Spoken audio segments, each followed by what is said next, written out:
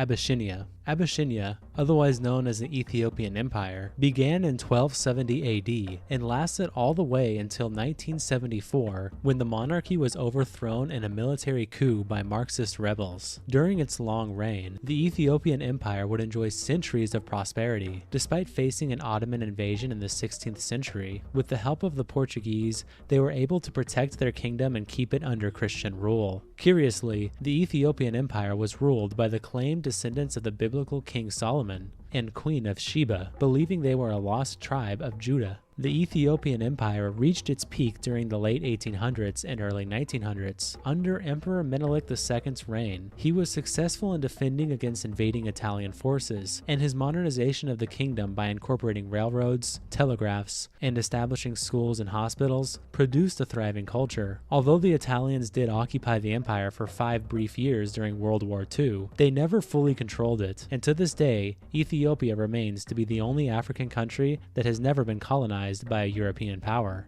Austria-Hungary. The Austro-Hungarian Empire, otherwise known as the Dual Monarchy, existed between the years of 1867 to 1918. It was a union between the two countries that also included parts of the Czech Republic, Italy, Romania, Poland, and the Balkans. During its time, it was one of the largest and most powerful European empires, playing a significant role in European politics and diplomacy, as they were allied with Germany and Italy. Unfortunately, things would quickly fall apart for this short-lived alliance of the two nations. For one, this empire was extremely multi-ethnic, ruling over a vast number of groups of people that were becoming increasingly nationalistic among themselves, meaning that there was non-stop tension that led to frequent riots and overall unhappiness. The empire's political system was seen as outdated and ineffective by its own people, as they faced high levels of debt and inflation, as well as a lack of industrialization and modernization in certain regions. During World War I, they suffered a series of brutal military defeats, especially the Battle of Vittorio Veneto, which would ultimately spell the end for the Austro-Hungarian Empire. The 1919 Treaty of Saint-Germain-en-Laye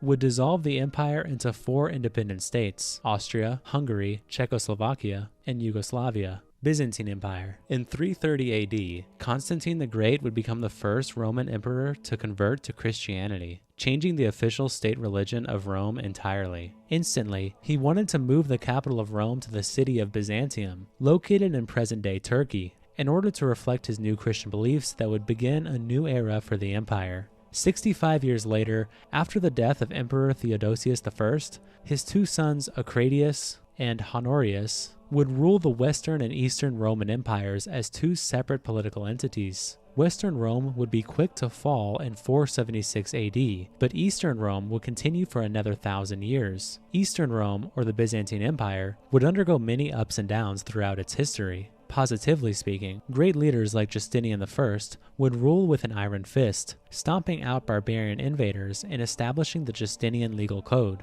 which became the basis for much of Western European law. That being said, the Byzantine Empire faced many incredible hardships, including the religious schism with the Catholic Church, causing a separation of faith between Roman Catholics and Eastern Orthodox Christians. While this was happening, Islam was rising and became a major threat to Old Europe and the remaining Eastern Roman Empire. The capital city of Byzantium, later renamed to Constantinople, was believed to be an impossible city to conquer geographically because it was surrounded by water and mountains. In the mid-1400s, Islamic Ottoman forces, led by Sultan Mehmet II, had to get creative and think outside the box, as even though they greatly outnumbered the weakened and puny Byzantine military, the geographic stronghold they had was still almost impenetrable. This led to the Ottomans developing giant cannons and performing crazy militaristic feats, such as literally dragging their ships across the mountains by hand in order to enter the restricted sea and attack the weaker part of the city. Once Constantinople fell, it was renamed to Istanbul and became the capital of the Ottoman Empire, marking the true end of Rome. Corsica. Corsica is an island off the coasts of France and Italy, and it has historically been ruled by many different groups of people. In ancient times, it was ruled by the Etruscans, the Carthaginians, and the Greeks, until it was fully conquered by Rome in the 2nd century BC. After the fall of Western Rome in 476 AD, it would eventually be ruled by the Italian city-state of Genoa for a long period of time. Fast forward all the way to 1729, the Corsican Revolution for Independence began, and after 26 years of struggle and fighting against the Republic of Genoa, Corsican independence was declared and the Corsican Republic began drafting a constitution. Unfortunately, the country of Corsica wouldn't last very long, since they were entirely unable to eject the Genoese from the major coastal fortresses of Calvi and Bonifacio. In 1767, Genoa sold the island to France, and French forces would arrive to Corsica to quickly stomp out the independence. Although Corsica was allied with the British Empire, who were no fans of the French, no British military support arrived to help Corsica. Finally, during the French Revolution, Corsica did receive military support from the British, and it would become independent again, until the British left the country in 1796, and it was instantly reconquered by the French. Despite the fact that Napoleon was born in Corsica, his government would also neglect the island in favor of much larger ambitions. Gran Columbia. Gran Columbia was a state that encompassed much of northern South America and part of Central America. When it came to international recognition regarding the legitimacy of this nation, however, Europe was not down to say the least. Austria, France, and Russia only recognized Gran Columbia's independence if Gran Columbia accepted their governments, which they didn't. Most European countries also disagreed over the boundaries of the Colombian territory. Within Gran Columbia itself, there was a lot of disagreement between people who supported a centralized government with a strong presidency versus those who supported a decentralized federal form of government. This led to political instability that would curse the country during its very short reign. In 1831, Gran Columbia was dissolved into the states of New Granada, Ecuador, and Venezuela, with Panama later separating from Colombia in 1903. The Confederate States of America. The Confederacy was a group of 11 states in the United States that split from the Union and declared their independence in response to the suspicion that Abraham Lincoln was going to abolish the slavery of African Americans. Slavery was something that the Confederacy considered vital to their economy, and they figured without it that their way of life would be destroyed. On the contrary, Abraham Lincoln believed slavery was economically inefficient and hindered the development of the country, believing instead that free labor was more productive. He also had moral quandaries with slavery, and believed it was a source of conflict and division that would lead to the destruction of America in the long term. After a brutal American Civil War, the Confederacy ended up surrendering, although not before President Lincoln himself was assassinated by a Confederate sympathizer while attending a play in Washington, D.C. After the war, each state that rebelled against the United States was readmitted to the Congress after ratifying the 13th Amendment, which outlawed slavery forever. The Ottoman Empire. Sometimes considered to be the Islamic version of the Roman Empire, the Ottoman Empire was a force to be reckoned with during its long-lasting run, giving Eastern Europe a run for their money, to put it simply. The Ottoman Empire was known for its incredible military strength. As mentioned earlier, their conquest of Constantinople and the destruction of Eastern Rome has been heavily studied by historians, leaving many baffled at how they pulled it off. Their thirst for blood didn't end in modern-day Turkey, as at their peak, they controlled Greece, the Balkans, Ukraine, and parts of Hungary. Their military was known for its early use of gunpowder weapons, including cannons and muskets, and their soldiers were heavily trained and disciplined. Unfortunately, after the European Renaissance and the Industrial Revolution, it became very difficult for the Ottomans to compete with Europe. The 1683 Battle of Vienna was also a devastating blow for the Ottomans. After this battle, they would slowly lose control of European land. Greece became independent in 1830, and in 1878, the Congress of Berlin declared Romania, Serbia, and Bulgaria independent of Ottoman rule. World War I would be the final nail in the coffin for the empire. The Ottomans joined the global conflict fighting for the side of Germany and the Central Powers, but would be defeated in 1918. 4 years later, the Ottoman Empire ended and the Republic of Turkey began, where efforts to secularize and westernize the country immediately took place. Prussia. Established in 1917, the Kingdom of Prussia played a significant role in the unification of Germany during the 19th century. Prussia was known for its highly disciplined and professional army, being one of the most powerful in Europe. They were able to expand their border multiple times, and became Austria's greatest rival since both nations wanted total control of Germany. However, once Napoleon arrived on the scene, Prussia ended up losing a lot of its land to the French from 1803 to 1815. At the same time, however, they were winning against Austria, and did become the dominant power in and Germany. In 1870, Prussia, being led by Otto von Bismarck, which controlled the now unified Germany, would go to war with France once again.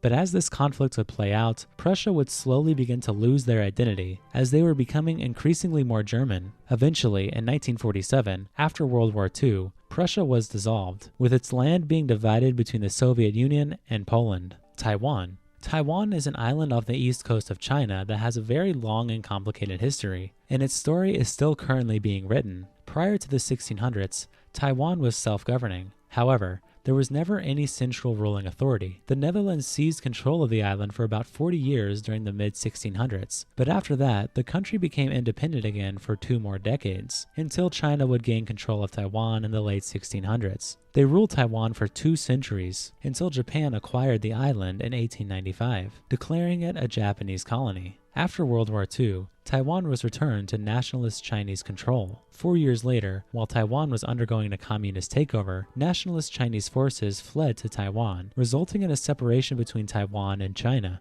Ever since then, Communist China has claimed jurisdiction over Taiwan, but in the 1900s, Taiwan's government denied this claim. To this day, China maintains that they control Taiwan, stating a one China policy that asserts that there is only one sovereign state under the name of China, which includes both the mainland and Taiwan. Very few countries internationally disagree with China, and even support for an independent Taiwan within the island itself is mixed. A Taiwanese Public Opinion Foundation poll conducted in June 2020 found that 54% of respondents supported the independence, 23.4% preferred maintaining the status quo, and 12.5% supported unification with China, while 10% reported they had no opinion on the matter. China itself has not ruled out using lethal force to destroy Taiwanese nationalists, causing many around the globe to worry about what the implications of this violence would lead to globally. Texas. Of all the states in the United States, one could argue that Texas has the richest history, as it's been part of 6 countries in its lifetime. Texas was once a part of Spain, France, Mexico, its own country, the Confederacy, and currently the United States. After Napoleon had crushed Spain during his conquest of Europe, unrest in many Spanish colonies overseas skyrocketed, and Mexico was quick to seize the opportunities and establish its independence. Originally, Mexico is much larger than it is today, as it owned many now present-day states in the US, including Texas. After Mexico separated from Spain, it wouldn't be a full 16 years later before Texas split from Mexico, for a variety of reasons. For one, Mexico's government had become increasingly centralized, abolishing their constitution of 1824 that gave states more freedom within Mexico, in favor of a new constitution that gave the federal government more power. Texas was also culturally American, with many of these settlers coming from Southern American states, who established lives in Texas due to its rich land and promising history. They enjoyed Southern American laws, including slavery, which was illegal in Mexico. It was only a matter of time before war would take place, and after a fierce 6 months, Texan forces led by Sam Houston defeated Mexico's General Santa Anna, forcing him to sign a treaty recognizing Texas as an independent nation. 1 decade later, Texas joined the United States, immediately thrusting the US into a war with Mexico, which they would also win. Tibet. Tibet rests in the southeastern corner of China. After the Qing dynasty of China fell in 1912 and the Republic of China formed, the region of Tibet, led by Dalai Lama, immediately declared independence, stating that they were only loyal to the Qing dynasty and that without it, they would be independently ruled. However, most countries around the world refused to recognize Tibet as an independent nation. This era of Tibetan independence would last until 1951, when a now fully unified communist China instantly annexed the nation. Today,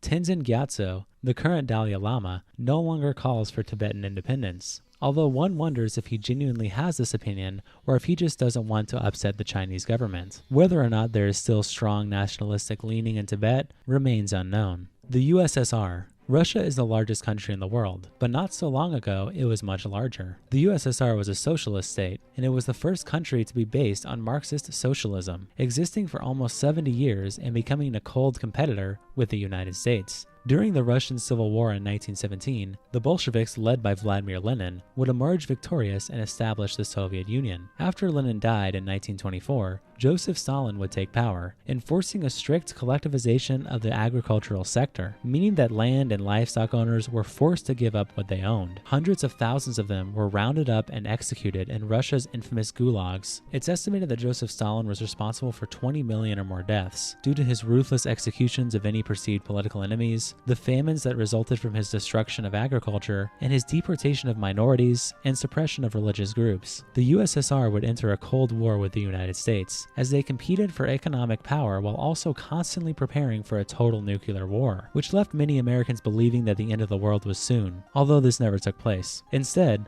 America and the Soviets competed for things like scientific victories, such as the infamous space race. The Soviets were the first to launch a satellite, and then later a human being into space, while Americans were the first to put a man on the moon. Eventually, communist fatigue would catch up with the nation, as Soviet citizens often did not have food or clothing and suffered under poor living conditions. In the 1980s, the United States isolated the Soviet economy from the rest of the world by helping drive oil proxies to their lowest levels in decades, causing the Soviet Union's oil and gas revenue to drop dramatically, all while, at the same time, they were losing political relevance in Eastern Europe. The toppling of the Berlin Wall in 1989 represented the symbolic and realistic end of the Cold War and the Soviet Union itself, as the wall had previously presented a physical and ideological barrier that divided the eastern communist side of Berlin and the western capitalist side. On Christmas Day, 1991, the Soviet Union was disbanded, with Russia becoming a nation with a president and 3 branches of government, like the United States.